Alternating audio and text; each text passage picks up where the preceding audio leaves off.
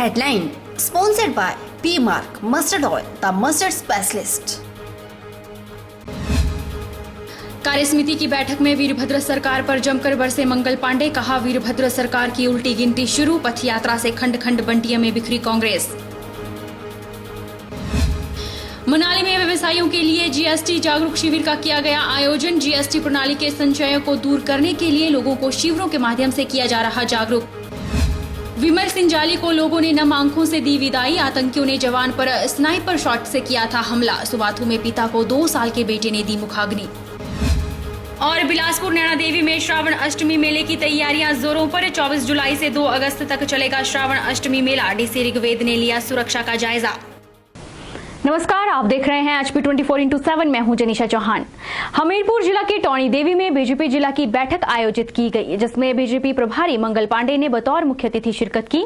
बैठक में हमीरपुर में होने वाले आगामी कार्यक्रमों की रूपरेखा तैयार की गई। इस दौरान मंगल पांडे ने कहा कि प्रदेश सरकार की नाकामियों और केंद्र सरकार की विकास कार्यों को गाँव-गाँव तक पहुँचाया जाएगा। जिस प्रकार की कानून व्यवस्था की स्थिति लगातार चरमरा रही है हिमाचल प्रदेश के अंदर, कानून व्यवस्था ध्वस्त हो रहा है, उसके कारण लोग सड़कों पे उतर रहे हैं। अभी गुड़िया हत्या का जो मामला सामने आया है और उसमें जिस प्रकार से राज्य की सरकार और राज्य की जो पुलिस व्यवस्था है वो कटघरे में दिखाई पड़ रही है जनता की नजरों में। सही आरोपी पकड़े नहीं जा रहे हैं और जो आरोपी हैं उनको बचाने का प्रयास कहीं ना कहीं राज्य सरकार के इशारों पर किया जा रहा है, ऐसा जनता महसूस कर रही है। और इस कारण जनता के मन में गुस्सा है। पूरे राज्य के अंदर हिमाचल की जनता सड़कों पे उतर के गुड़िया की जिन लोगों ने हत्या करवाई है, जिन लोगों ने उसके साथ दुष्कर्म किया है, उसकी गिरफ्तारी चाहती है और उसको सजा दिलाना चाहती है। भाजपा प्रदेश प्रभारी ने कहा कि 26 जुलाई को कारगिल के शहीदों की याद में कारगिल विजय दिवस मनाया जाएगा।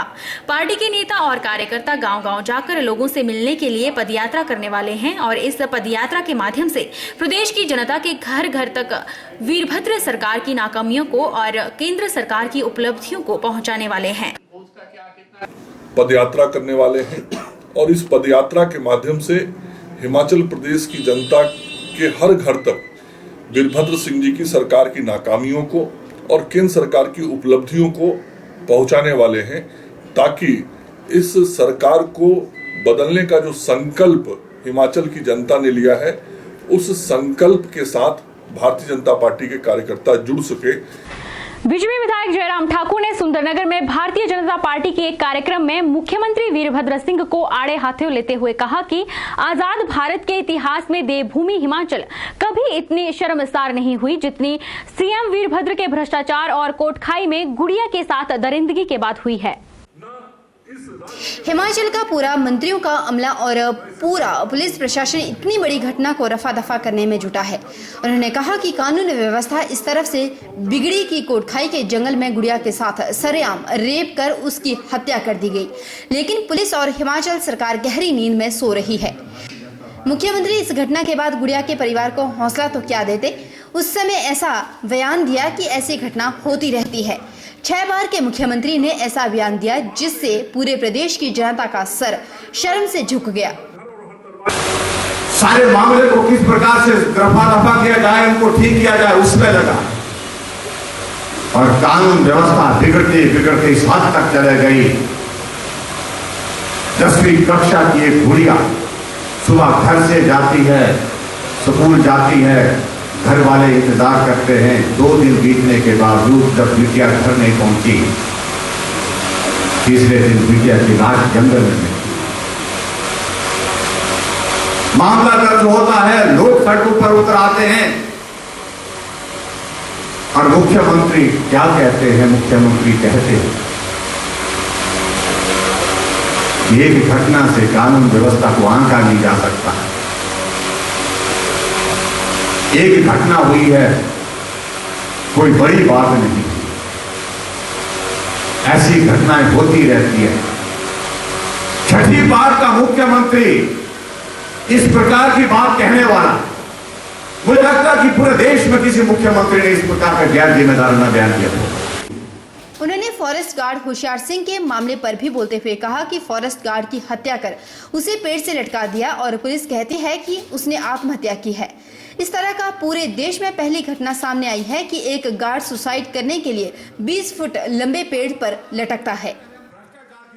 नेशनल हाईवे 21 पंडोह में डियोग में सुबह 8:30 बजे पहाड़ी गिर जाने से हाईवे पूरी तरह से बंद हो गया, जिसमें दोनों तरफ से हजारों की संख्या में गाड़ियों के पहिए थम गए। लगभग 10:15 बजे तक इससे पीडब्ल्यूडी विभाग द्वारा वन वे किया गया। मार्ग बंद हो जाने से यात्रियों को परेशानियों का सामना करना पड़ा। पंडोह के समीप चंडीगढ़ मनाली नेशनल हाईवे 21 पर हुई भारी भूस्खलन के कारण बंद हुए एनएच को बहाल कर दिया गया है। हालांकि भूस्खलन से किसी तरह का कोई नुकसान नहीं हुआ, लेकिन सड़क बंद हो जाने के कारण गाड़ियों की लंबी कतारें लग गई थी। भूस्खलन शनिवार सुबह करीब 8 बजे हुआ। गनीमत यह रही कि पत्थर किसी वाहन या घर पर नहीं गिरे, जिससे बड़ा हादसा होने से टल गया। भूस्खलन के बाद सैकड़ों वाहन जाम में फंस गए थे। वहीं लोक निर्माण विभाग की टीम और पुलिस प्रशासन भी मौके पर पहुँच गया था। सर मनाली जा रहे थे तो यहाँ पे क्या है, आगे पहाड़ धसक गया। तकरीबन 1.5 घंटे से हम लोग यहाँ पे खड़े हैं। सभी लोग इस रोड पे परेशान हो रहे हैं। थोड़ा सा जरा जल्दी इसको साफ करवाना चाहिए गवर्नमेंट को।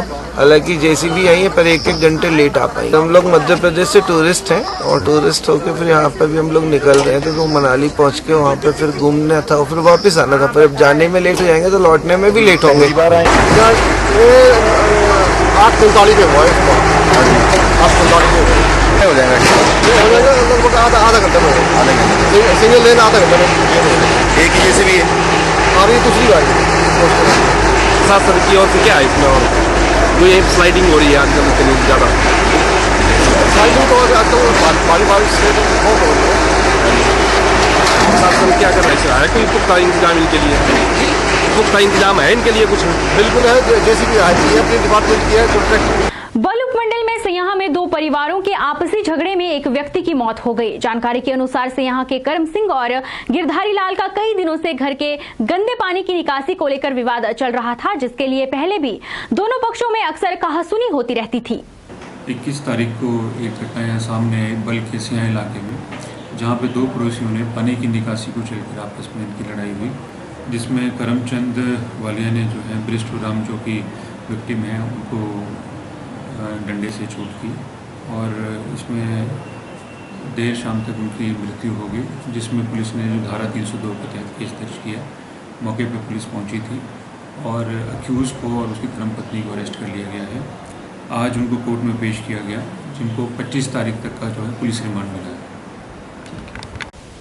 भारतीय सीमा पर तैनात 14 जेटीसी सुबाथू के जाबाज सिपाही राइफलमैन विमल शिंजाली कल पंचतत्वों में विलीन हो गए। शुक्रवार को शहीद का पार्थिव शरीर सेना के वाहन में सुबाथू पहुंचा। तिरंगे में लिपटे शहीद के शव को देख जहां एक और परिजनों के विलाप से हर आंखें नम हो गई, उन्हें मुखाग्नि उनकी 2 साल के बेटे ने दी। बता दें कि उत्तरी कश्मीर में आगामी पोस्ट पर तैनात राइफलमैन विमल सिंजाली पर आतंकियों ने स्नाइपर शॉट से हमला किया था। आतंकी पहले से ही पोस्ट के जवानों पर हमला करने के मकसद से घात लगाए बैठे थे और उस हमले में विमल सिंजाली शहीद हो गए। शुक्रवार को शहीद का पार्थिव शरीर सेना के वाहन में सुबाथू पहुंचा। तिरंगे में लिपटे शहीद के शव को देख जहां एक और परिजनों के विलाप से हर आंखें नम नजर आई, वहीं सेना के धर्मगुरु ने शहीद के अंतिम विदाई से पहले परिजनों के हाथ क्रियाक्रम व पिंडदान करवाए, जिसके बाद सेना बैंड के साथ सैकड़ों जवानों ने शहीद विमल सिंजाली को अंतिम घाट तक पहुंचाया। शहीद के पार्थिव शरीर को उसके पिता धन बहादुर व 1.5 साल के बेटे योनिक सिंजाली ने मुखाग्नि दी। इस दौरान सेना के जवानों ने हवा में फायर करते हुए शहीद को सलामी दी। वहीं सेना अध्यक्ष ब्रिगेडियर RS रावत सहित अन्य अधिकारियों ने पुष्प चक्र अर्पित करके उन्हें श्रद्धांजलि अर्पित की। उधर SDM संदीप नेगी ने कहा कि शहीद की शहादत में सुबाथू में सैनिक व राजकीय सम्मान दिया गया। उन्होंने कहा कि आतंकियों ने घात लगाकर शहीद पर स्नाइपर शॉट से हमला किया। उन्होंने शहीद के परिजन के प्रति संवेदनाएं प्रकट की। वक्त चला है छोटे से ब्रेक का। ब्रेक के उस पार फौरन लौटेंगे, आप बने रहिए हमारे साथ।